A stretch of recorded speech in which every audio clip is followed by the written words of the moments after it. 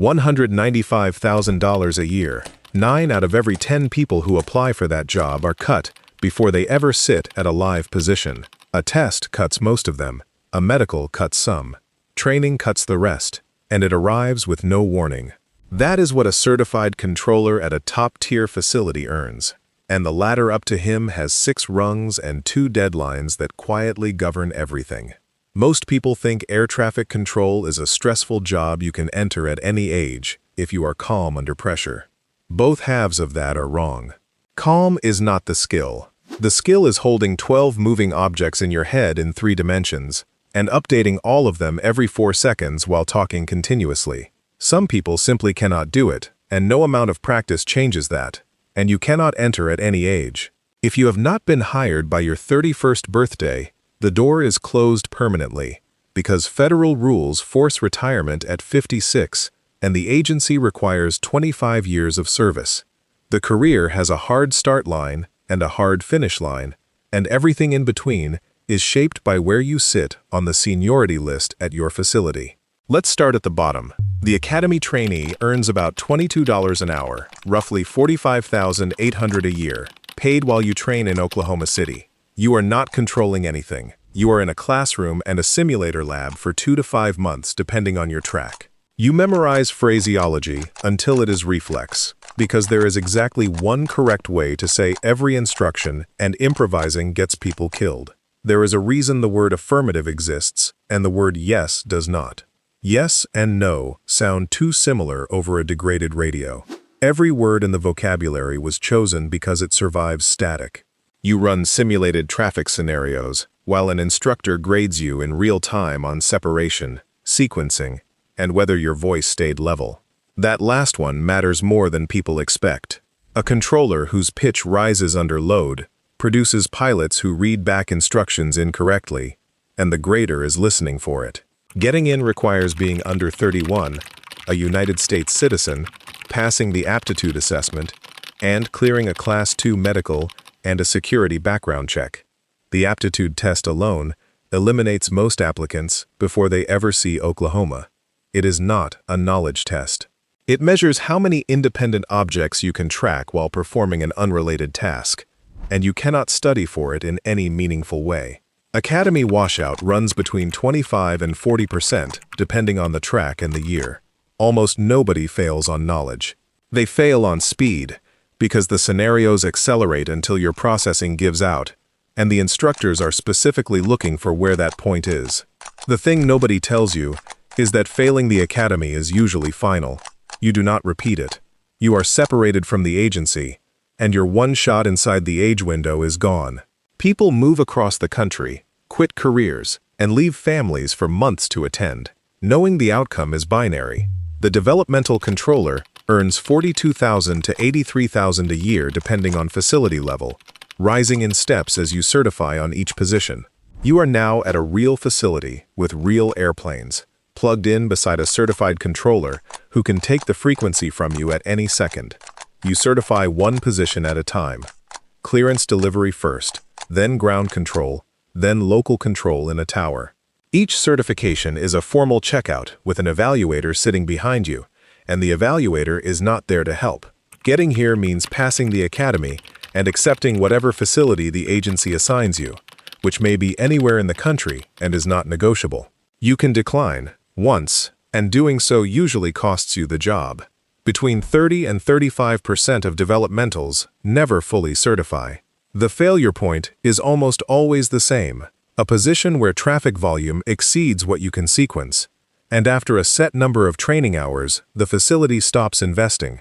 There is a specific and brutal moment in this trade where a trainer says the words, "I have the frequency," and takes it from you, and every controller remembers theirs. The thing nobody tells you is that your facility assignment matters more than your ability. A developmental sent to a slow tower certifies comfortably and earns less for a decade.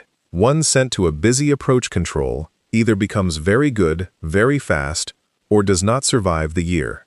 2 people who scored identically at the academy can end up $60,000 apart because of an assignment neither of them chose. The certified professional controller earns $104,000 to $148,000 a year, depending on facility level and locality. You are fully checked out on every position at your facility, and you work them unsupervised. You take the frequency, and you own that airspace for 2 hours at a time. You sequence arrivals to the runway with a target of 100 seconds between touchdowns. You issue instructions continuously, sometimes 40 transmissions in a minute, and you never sound rushed because a rushed controller creates pilot readback errors. You work rotating shifts including midnights, and the standard schedule compresses 5 shifts into 4 days on purpose. It is called the rattler, and it walks your start time backward through the day until you finish a midnight shift and go home at 6 in the morning with 2 days off. Controllers either love it or it slowly destroys their sleep. Getting here means completing every position certification, typically 2 to 3 years after the academy. Attrition drops sharply, under 5%, but the reasons change. People do not fail out, they lose the medical. A cardiac finding, a new medication, a mental health diagnosis, and you are removed from position possibly permanently. The thing nobody tells you is that the medical is annual, and it never stops being a threat. Controllers structure their entire lives around not losing it, and that includes hesitating to seek treatment for things most people would treat without a second thought. The agency knows this is a problem and has spent years trying to fix it. There is a detail about the medical that deserves its own explanation, because it shapes behavior across the entire workforce. The certificate is issued annually, and it is not a formality. Color vision, cardiac history, neurological findings, and psychiatric history are all disqualifying in specific configurations, and a diagnosis you received at 22 can surface at 40. Controllers who develop a condition mid-career face a genuine choice between treatment and their certification, and the agency has publicly acknowledged that this drives underreporting. In recent years, the medical branch has expanded the list of conditions and medications that can be managed rather than disqualified, particularly around mental health, and that change is one of the more significant things to happen to the profession in a generation. If you are considering this career, understand that your health is not a private matter. It is a licensing condition, checked every year, for 30 years. The radar approach controller earns $132,000 to $172,000 a year at a busy facility. You work in a dark room rather than a glass tower, and you are handling everything within about 40 miles of a major airport at all altitudes below 18,000 feet. You do not look out a window. Everything is a target on a scope with a data block, and you are building an arrival sequence from aircraft arriving from 4 directions at 4 different speeds. You issue vectors and descents that turn a scattered stream into a single line spaced precisely enough that the tower can land them without a gap. A wasted 3-mile gap on final at a busy airport is a lost landing slot, and across a day that is dozens of delayed flights. Getting here means transferring to an approach facility and certifying again from scratch, which typically takes another 18 months. Roughly 1 in 5 controllers who transfer up fail to certify and return to their previous facility. That return is not a formal demotion, but it is understood by everyone in the building. The thing nobody tells you is that this is the position most controllers consider the hardest in the system, and it is not the busiest one. Approach requires you to solve a geometry problem continuously, while the geometry keeps changing, and there is a specific skill called the picture that either forms in your head or does not. Controllers describe it as seeing the traffic 3 minutes into the future. Nobody has ever successfully taught it directly. You either develop it or you leave. The en route controller earns $146,000 to $185,000 a year, and at the highest level, centers with locality pay, it exceeds that. You work a center, which handles high-altitude traffic across a sector that can span several states. Your aircraft are at 35,000 feet, doing 500 knots, which means 2 aircraft closing head-on cover, 20 miles in a minute. You are responsible for separation of 5 miles laterally, or 1,000 feet vertically, and you manage handoffs to adjacent sectors continuously. The traffic is faster, but the picture is larger, so the work is anticipation rather than reaction. You are also managing weather deviations, and in convective season, an entire route structure can become unusable in 20 minutes, forcing you to reroute a dozen aircraft that were all planning to fly the same corridor. Getting here means assignment or transfer to a center and full recertification, again from zero. Certification failure at centers runs around 25% because the airspace complexity is genuinely higher. The thing nobody tells you is that en route and terminal controllers rarely move between the two later in a career.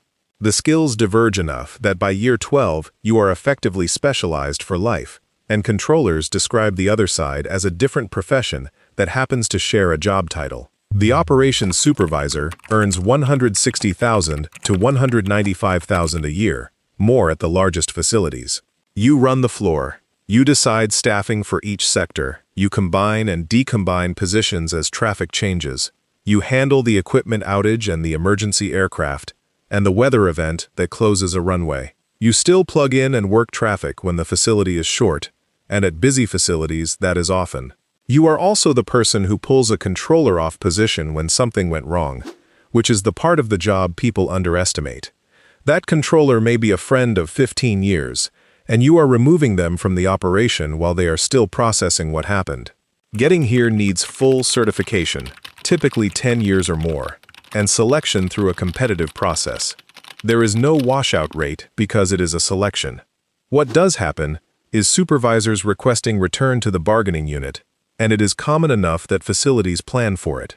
The thing nobody tells you is that the pay increase is smaller than it looks, because supervisors lose access to certain overtime that senior controllers use to push earnings above their supervisor's total. It is genuinely common for a supervisor to earn less than someone they supervise, and everyone in the building knows it. There is a rung above all of these that almost nobody outside the system knows exists. A small number of controllers move into traffic management, working at a facility or at the National Command Center, and they do not talk to aircraft at all. They manage flow.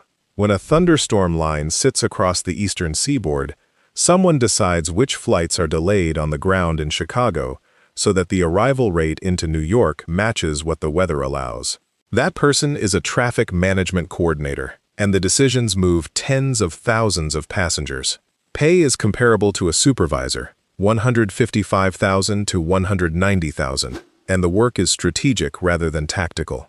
Getting there requires controller certification plus a specific temperament, because you are optimizing a national system rather than solving a problem in front of you, and you will never see the outcome of most of your decisions. One more thing about seniority, because it is the invisible force in every controller's life.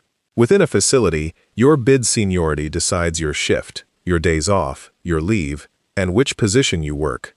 Two controllers with identical skill and identical pay can have completely different lives, one working weekday mornings with weekends off, the other working nights and holidays for a decade. Seniority is set by the date you arrived at that facility, not by total time in the agency. This is why transferring to a higher-paying facility is a real decision rather than an obvious one. You gain $15,000 or $20,000 in base pay, and you lose 10 years of accumulated position on the list. Controllers routinely turn down transfers to busier and better-paying facilities in their 40s, because the schedule they hold is worth more to them than the raise. Nobody explains this at the recruiting stage, and it is the single most common thing experienced controllers say they wish they had understood earlier. There is one path outside this ladder worth naming, and it is the exit rather than a rung. Because of the mandatory retirement at 56, controllers finish with a full federal pension while still in their 50s and highly employable. Many move to airline dispatch, airport operations management, simulation and training contracts, or overseas contract control where age limits are looser. These roles pay $120,000 to $180,000 and stack on top of the pension. It is the rare career where the forced ending is the financially strongest moment.